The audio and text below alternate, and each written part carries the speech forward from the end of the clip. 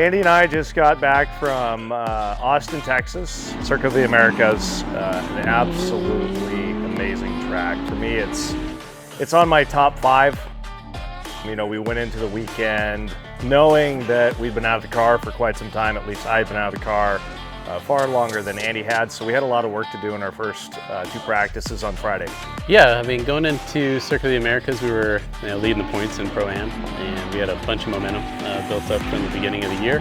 However, you know, when we showed up at Circuit of the Americas, it seemed like we were on the back foot really from the get-go.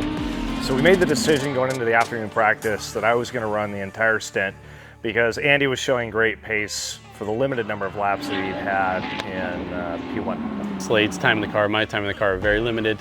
Not a whole lot of data to really go off of in terms of changing the setup on the car, improving things, and you know, rolled into qualifying, you know, pushing as hard as possible. You know, had a moment in turn 3 personally and flat spotted a tire for Slade, unfortunately, for his qualifying run. I just couldn't get clean air, and I knew I had more pace. I just simply couldn't achieve it in the second half of qualifying. The races, you know, for all the troubles we had in practice and qualifying, actually went pretty well for both of us in a lot of ways. You know, we'd gone into this with me not having been in the car for a while. Andy had coached me. He said, you know, Slade, when you get in the car, let's take the first lap or 2, call it at 80 or 90%. Well, I got in the car and I didn't do that. I decided I was going racing right off the bat, and there's this interesting little turtle in turn 3 that had bit Andy the day before. It had bit quite a few other cars. It bit me, sent me off sailing into the tire barriers, for which I was stuck. That's true. Oh, they had no. 2. Oh no, that's the championship leader. The championship leader. Goodness gracious! I was fearful that the damage was race ending, but when the safety crews pulled me out and realized that, you know, outside of some cosmetic disfiguration, the car was still drivable, I got back to it. You know, I was a lap down, but I raced to the bitter end of that race. In race 2, we had a lot of wood to chop, and Slade got to chopping right away. I mean, the start was just a kind of a debacle. All of a sudden, the seas parted in front of me, and there was a car. And did everything I could to evade that car, along with a number of others, but that spread us out. I don't know whether we were 4 or 5 wide going up into turn 1. I maintained an outside line, and through the mess that happened there, I think I picked up a couple of positions.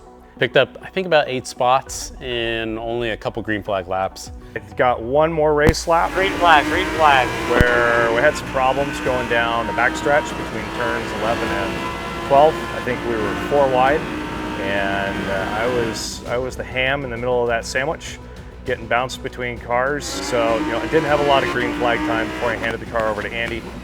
Oh! Boxer's lap for driver change. Boxer's lap.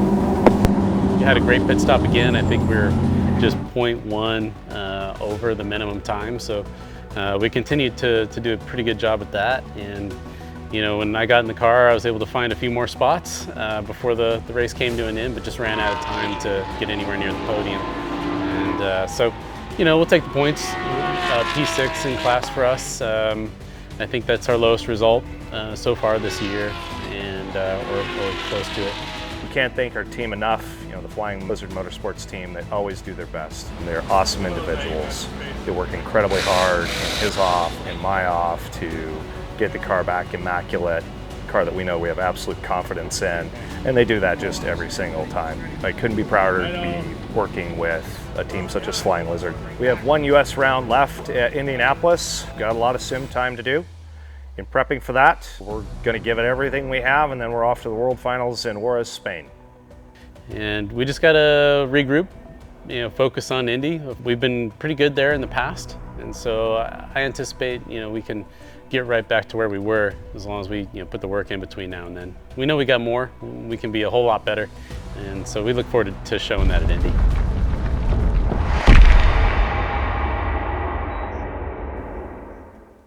Juarez? Some say Juarez, some say Jerez. We're headed to Mexico.